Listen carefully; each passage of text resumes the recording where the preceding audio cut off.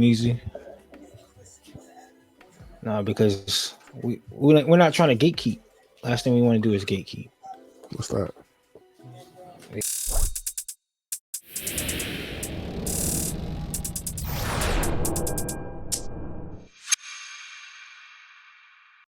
Exactly.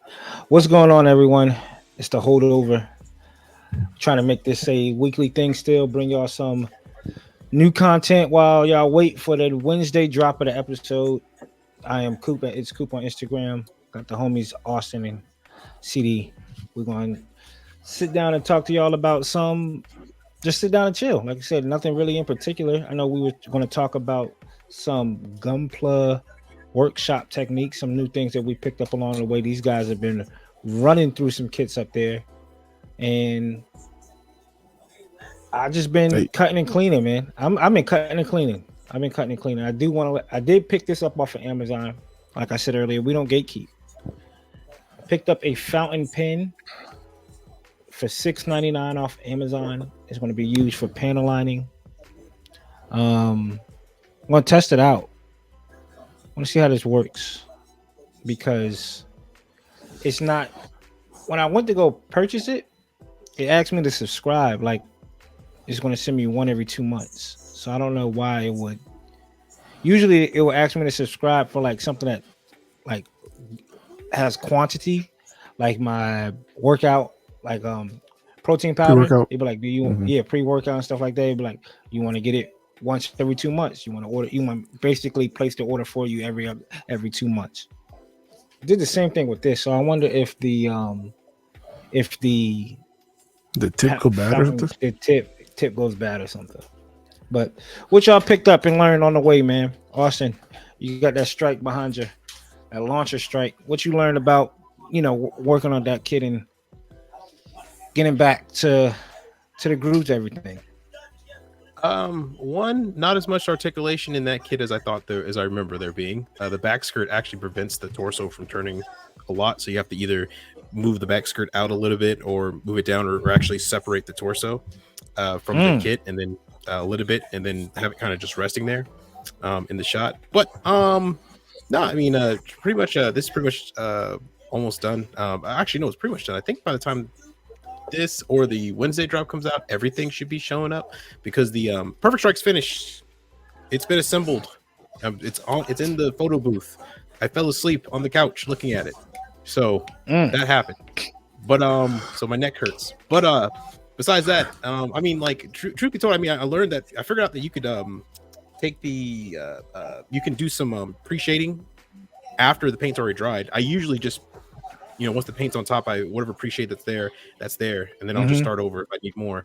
I decided to just put some black, or actually some smoke, to me a smoke color in there, a little bit thinner, and then just go and essentially put on this low setting with the line, and just the thinnest little tiny lines that just build up pressure. And I would just literally draw lines back into it. Yeah, there you go. Post shading. I would just throw some lines back into it. But you know what I need? I need to get those sponges, and whatever sponges people use to put the weathering on there to get like the little silver, little black details. Yeah. People say that you can use regular sponges, but those sponges seem like they're just too big. Like the hole separation in them is actually too large. I would maybe Brillo. Get like a little Brillo pad. Yeah, like a Brillo pad. Yeah, like a Brillo pad might on the darker green side. Yeah, just cut like a sliver of that out and use that. So I'm probably if you go to the dollar store, they sell like the little Mod Podge, and they have like little black brushes. I use those. I just tear a piece off, and the holes are super small. I take my tweezers, that makes sense. grab onto it. Hodgepodge at Dollar Tree. Okay, I'll do that. It's the little black sponges. I actually might have one here. If I go back in the garage and look, I wanted to paint this weekend, but Austin, it looks like it's gonna rain. Humidity's pretty high. Probably right now, I'll go in my garage, and 2 or 3 steps in, I could feel myself warming up to start sweating. So I was like, we'll see. We'll see. Yeah, I think the weather said it's supposed to rain all weekend. So if we're gonna do anything, we probably just snap build. I mean, I have I could probably do painting in here if I seal off the rest of my window and just have the vent going out. But I don't know. It's sometimes always a risk whenever there's humidity that's high, because it just eventually gets to your room, eventually gets to the kit, eventually you start seeing paint not settle. So it's the same way over here. weather is ugly, and I paint in my garage, and it's pollen heavy. So I'm sitting like under the light airbrushing. I just see like all types of piece that just got nice. That's fresh. Do you hold down the brush, just let the air go out, and just fight them all off? It's like Star Wars. Now with humidity being high, I can understand it if you're trying to do something, but if you let it, humidity makes it takes it longer to dry, right? So well, also it can cause the paint not to dry correctly. So humidity can actually introduce the color to excess moisture and actually change its color to a more less saturated color. So it could be not as bright. It could be dull bright. It can sometimes even gray out and fade out, or turn to white. You think I'd be good at least to prime? Oh yeah, no, priming should be fine regardless. I don't remember having any problems priming, but definitely painting was always any color. No matter what it was, humidity always affected it in some way, somehow, where it never turned out correctly. I was dumb one time. I did painting in the garage while it was raining and the garage was open. And I said, it will be fine. Don't worry. This is like the early days of me. And I was like, don't worry, this gold paint will look fine. Right. And I painted it and I was like, why doesn't it look good? Wah! Right. And then in the winter, when it was 22 degrees, I went outside and painted gold paint. I was like, why doesn't it look right? And then, that was the early days. So pro tip for everybody. Don't go out when it's 21 degrees or really 55 degrees Fahrenheit below anything below that. And don't do it while it's raining. I know that might have been a pretty easy tip, but pro tip from Loaded Tesseract or Gunplay Tesseract or Gunplay Tesseract. That's my name. Or Austin. Loaded Tesseract is my gamer tag. I've been playing a lot of games. Tesseract? Yeah, the Loaded Tesseract. Okay. I've been cutting and cleaning, man. The CC. I mean, cutting and cleaning. I cut one kit today. Good old CNC. It's good. Go CNC. I cut one kit today, and I just need to finish cutting the Zeta and 2 more other kits. Surprise builds. So, do you cut and clean, or do you cut and come back? I cut and clean. You don't build. I was like, because I've gotten into the habit of I cut it out. And I don't really do a great job of cleaning. I put it together all the way, take some shots, and then as I break it back down, I clean it. And I feel like I should just be cleaning it as I build. So I'm cleaning. I'm cutting, cleaning, and what I've been using too that's been helping. I know I said this before, which is the toothbrush to clean up the dust, and also a microfiber cloth. If you could get like a microfiber cloth or what is it called? Terry towel. Yep. There you go. Brothers use Colgate, I see. Yep. But the just cleaning up the dust helps out a whole lot. Cleaning up the dust helps out a whole lot. So I have a lot of kits cut up. I have 1, 2, 3, 4 kits right now cut up with 3 more to go. So 3 more to go. 4 kits cut up with 3 more to go. And then that was like 7 at first. I don't know. I know. Well, we got 4, right? We got 4. We got those 2, the silver bullet, and 1 more. And then I got that one, this one, and that one over there. So 7. 7 to go. So then I'm about to start getting back into the dios. And I'm kind of excited about that. I've been watching a lot of diorama videos on YouTube, learning, studying. It's been like on repeat. So I think that might be where the road takes us, fellas, when it comes down to these kits. I mean, I would love eventually to have all kits, all dios. Every last kit. Maybe one dial or base? Dio, a small miniature dio, like just trying to no bigger than nothing too crazy. You know what I'm saying? A dio with maybe a couple of Gundams with a couple of buildings, trees, a bridge, all of it. But outside of maybe some PGs, I think my PGs will look nice, static, right there in the middle. static pose with the base and the hangers that they come with. Okay. But you, Austin? So still thinking about taking a break a bit. There's some kits I want to snap up and just jump into, but I don't know. I feel like I should try and take a break. It's weird because I get on Instagram sometimes. I look at some builds and I'm just like, that looks so cool. I definitely want to build that. I sit down and I think, I still want to build it right, really, but I don't know if I want to build it right now. So, I'm stuck in that weird little rut of a situation. I even have a build here on Instagram that I ran in today by My Miniatures. It's a Barbatos, but that is probably one of the coolest color schemes I've seen in a minute. That is so sick. It is a cool color scheme, and it's a dope. And I'm not hating. This is a dope Barbatos. But didn't you do this on the Curios? No. The Curios was a little bit different. It was right. You're right. It is white, red, gray. Was on the Curios, but the Curios was a bit different. It was white, red, gray, but in you like the red arm, huh? Yeah. Oh yeah, I like the red arm. I like that one red forearm. That's sick. And the backpack, even the red sheath. Whew, the gold there. All this. If it had the red scarf around his neck, will look crazy. Like on some in the what's my man from? What's the fighter? What's the fighter from Capcom with the red striker? Is it Striker? Ryu Striker from Smash Bros. Red Scarf? Yeah, the dude that be running around with the sword. Falcon? Oh no. Ryu Striker. I think that's his name. Let me see. I don't know. I never played Smash. Oh wow, never played Smash. Never played Smash. Wow. Yeah, I was Capcom versus I was X-Men versus Capcom, and then Capcom versus Marvel, or Marvel versus Capcom 1 and 2, Austin. then 3. Yep, and that was it. What's my man that runs around with Smash ever? Never. I've been to houses where people were playing it, and they invited me to play, but I was like, I'll play it later eventually, I guess. But yeah, I was never a Nintendo boy, so yeah. Oh, so Strider Haru, my fault. My man Strider. That's who it is. I don't.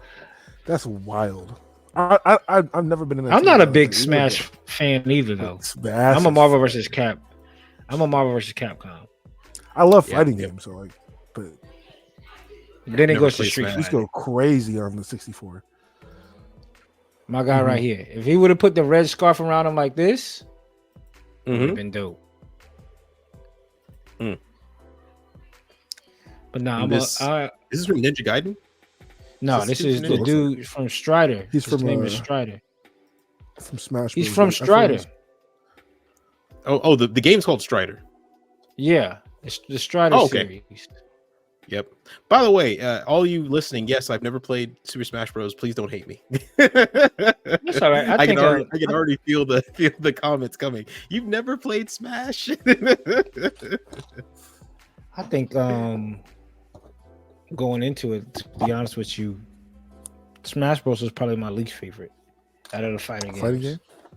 Yeah, because there's too much going on the screen with Smash Bros. There was too much going on the screen. You got Street Fighter, Marvel vs. Capcom, and that's it. Yeah, that would be all I play. Oh, and Soul Calibur. I don't know if y'all rock with Soul Calibur. I was gonna say that. I was like Soul Calibur, Tekken, Power Stone, Marvel vs. Capcom, 1 and 2, X-Men vs. Capcom, which was my favorite one. Guilty Gear. Yeah, that was a good one. Virtual Fighter and Dead or Alive. Oh, I played the mess out of some Dead or Alive. You probably played Dead or Alive. You played the beach volleyball. I was never good at Dead or Alive. I'll tell you that. I was never good at it. Did you play the beach volleyball one though? I never got a chance to play the beach volleyball one. No, but I did. There was a retro video game store in my just down the street from me that had the Japanese import version of it. So there was even less censorship than the US ones. Right. And I used to walk by it every day and think about, I want to buy that. I'm going to buy that. And that was when I was 15 and I missed my opportunity. I remember there used to be a channel with G4, the gaming channel. Oh, yeah. G4 gaming channel. I wasn't good at that. Or there was another one. I think it might have been Tekken. I won't get at. I won't get it Dead or Alive or Tekken. But Street Fighter and Soul Calibur in Marvel vs. Capcom I could run with. Not on no crazy like because Trail, when we used to play, he used to be like, yo, running again, running. We'll mess around and play like 100 matches a night. 100 matches a night, dog. Yep. Until like, literally, until it'd be like 51 to like 49. That's when it will stop. That's when when the first person to hit 51 wins. Yeah. When it comes to best of 50, a fighter. When it comes to a fighting game, it was 50. He'd be like, yo, I'm about to turn this off, dog. It'd be like that with that and we used to rock the Maxi Boost Gundam and Versus. Maxi Boost Gundam Versus and then Maxi Boost. It'd be like that too. I think I didn't play as much Gundam, but I did play as much Budokai from Budokai used to be crazy. Budokai was insane. That would go on forever for us because the rounds last so long. If you knew what you're doing and dodge. I'm telling you. Shoot. Hold on, let me pause so I can get the. Yeah. So you can get the yeah. And then when someone pulls out the spirit bomb, right? When someone just disrespect you and pulls out the spirit bomb, you're like, really?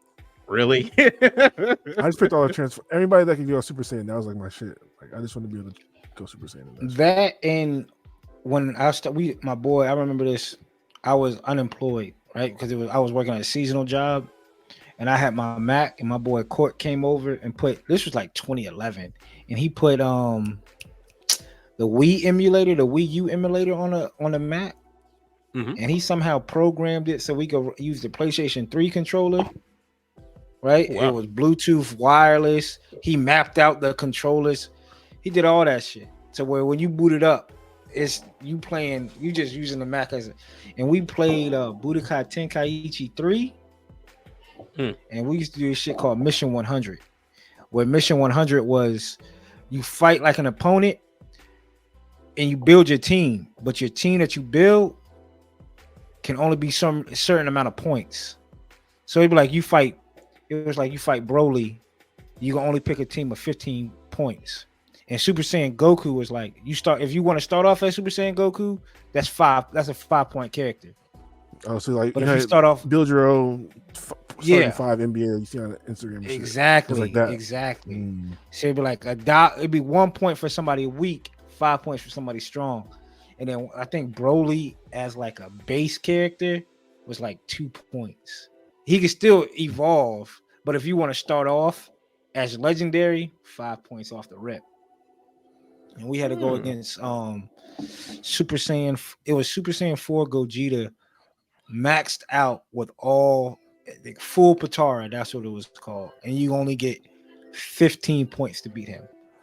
That junk took us all day. First day. character and then, picked Krillin. Point right, point. But you have to pick it. Well, you have to be smart with it, right? You have to pick somebody that could transform. So we'll get Broly, which was like 2 points, right? We just start off at base Broly and just try to work our way up to legendary, and then you get like Android 16 that has some crazy amount of like strength, and like Master Roshi, who might be some wild, and then you throw in like a Krillin.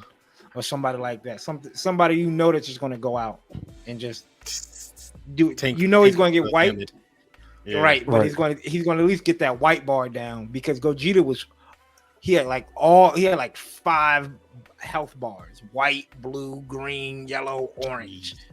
Jeez. So as long as somebody could get one of them life bars down, it might be good. If you ever watched Dragon Ball Z Abridged, there's a moment where Tien does the Kikoho on Cell, and that probably might be the most iconic like abridged moment ever. I'm just thinking in the game, you get Tien, he's like 1 point, but he has like 99% knockback with 1 damage, and you just keep repeating that move for 4 hours to beat Gogeta. Fucking. But those I have to pick up the game. It's been a while. Yeah, I was at a retro store last weekend, and I had sent Austin a picture, and it was Armored Core 1 on the PlayStation, and it was $140. Yep. Yeah. Damn. But they had 2K1 in there. Mm-hmm. I was like, Yeah, oh what? shit, I need it. 2K1, 2K1. like the very first 2K. First 2K. Mm-hmm. Is that the one with AI on the cover? Mm-hmm. I had And I then had the the one one on the with Dreamcast. Randy Moss too. Yep. Wow. So I was like, this shit's crazy. But I think what you call it was the first one on the cover of 2K football, won't he? Warren Sapp. Was it Warren Sapp? Or was it just his face? Oh yeah, oh yeah. Okay, yeah, that's Randy Moss on the cover. Okay, gotcha. Yep. And then AI. I had the one. Yeah, I had that one on the Dreamcast. But this shit had me. I said, God damn, I had this game too. I was like, if I would have kept it, this is $140 for the first Armor Core. Hey man, physical That's media probably is tough. That and like my fault, Austin. But No, it's probably tough to not crack open a video game. It's so expensive at the time, right? It's like it's so expensive at the time. You can't just tell yourself, I want to buy this $60 game, put it away, and then go get. You'd have had to have been adult. You had to be. Like, I done saved up all my. I used to get games for spelling bees. If I got 100% on a couple straight spelling bees, I get a game. So I used to save them shits up. And you telling me I saved up to get that, and I was like, nah, I'm gonna save it. Yeah, right. Yeah, I mean, as soon as I leave the store, cracked open. Yeah, I'm trying to see the booklet and everything. I'm pulling that because you know that the CDs got that. The top of the CD, that shit would be hard to open up. I'm like, pulling it with my teeth and everything. Hell yeah. All of it. I even remember trying to pop it open and trying to take it out so it doesn't lay its ribs. But yeah, no, I'm straight to it. So yeah, no, man. And you know, physical media is disappearing with now that nobody's really releasing any physical stuff. So that stuff's just going to keep skyrocketing in value. And you know, all the games that you have now, you might as well hold on to pretty well. Which, you know, to bring this all back to Gundam stuff, do you ever think that some of these kits that have disappeared completely? Do you ever see yourself walking into like a retro store in 30 years and seeing master grade, I don't know, Gym version 1.2 or 2.0? Any master grade? Any master grade? Yeah, any master grade? I think you got to be in Japan because I forgot her name. The one in Richmond, the one she won Richmond. She lives in Japan now. Pixie. YouTube. I'm sorry. She does YouTube, but she does She posts like some like vintage kits.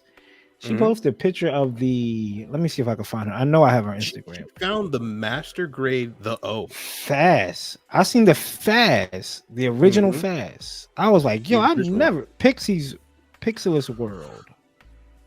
I mean, shit. The O. I feel like the O is kind of one of them now because they're going for hundreds of dollars. $540 some odd dollars. Yep. OG. And this is her IG. Yeah. Pixie's World. And she did this GPO. Looks great. For the people out there, y'all. If y'all don't know who I'm talking about, y'all, this is their GPO that she did. Yeah, but I mean, it's crazy because you go over there, and I mean, my parents, they were actually on a trip in Japan recently, and they came back with some goodies. But no, they went in one store, and I should have given them a longer list. It only occurred to me now that I should have asked them for everything. But no, they were in there, and they're showing some of the pictures of the stuff that they have in Japan, and it's crazy. It's like nothing was ever out of print. It's like you walk in any store, and someone has one of something that you're looking for. So, and it's for a reasonable price, dog. And it's for a reasonable price. Yeah. You go on here to these websites that have P Bandai, automatically double the price, triple the price sometimes. I go to a certain site, Surigaya, and I can get whatever I want if they have it in stock for retail or cheaper. Like I've gotten kits, they said are used, brand new in box for $12. Normally like a $25 kit. Free shipping. Wow. So jeez. It's odd, yeah, right. It's like what? But I mean, understand shipping and handling and distance and stuff like that to get to us, but still, I mean, I would love to be able to walk into any store and get the O master grade for. Well, I think it was like $100 some odd at her place, right? On eBay, it's like $500 right now. So, but I feel like eventually these kits are going to disappear. Like they're never going to reprint certain kits. I think that's what I was talking to CD about. I don't think they're going to reprint the RX-78 blue box PG, but I don't think I think they'll still reprint kits though. I think there's certain select kits that did well. They never reprint. They haven't reprinted the O master grade. We were just saying, like, has anybody even seen that for almost 5-6 years? What do you think Is the demand that's is the thing? for Is that? there a demand for it? Right? I don't Well, know. I don't think how there's a about demand for this? it. Make sure y'all check in tomorrow on episode of the Holdover, where we're going to talk about more about collecting rare kits and everything else. We appreciate everybody who tuned in. This is the Holdover. So check out tomorrow's episode. We're going to give you a little snippet of that. Again, I'm Coop. That's Austin. CD, appreciate everybody who tuned in just now. Peace.